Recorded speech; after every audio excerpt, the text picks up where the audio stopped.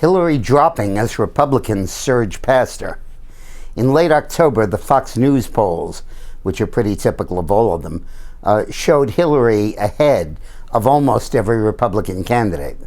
But in the Fox News polls released this week, they show her behind almost every Republican candidate. In October, she was 5 points ahead of Trump.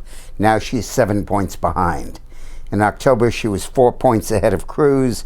Now she's 5 points behind. In October, she was 5 points ahead of Carson. Now she's 7 points behind.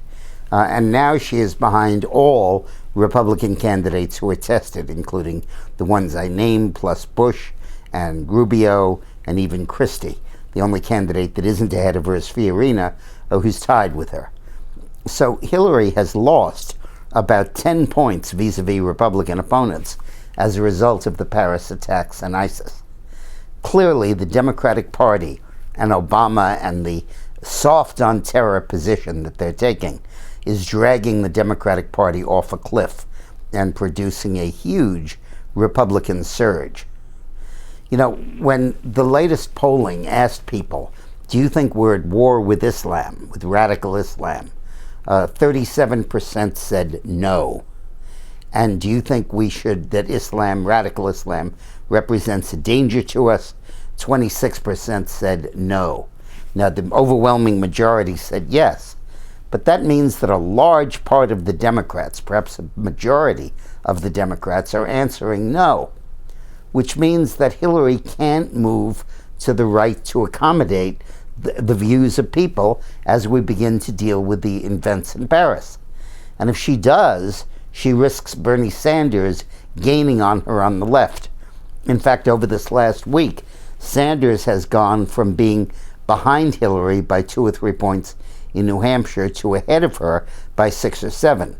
That has to be in response to Hillary's hawkish comments lately, which are designed to move to the right to try to gain a handle on the terrorism issue.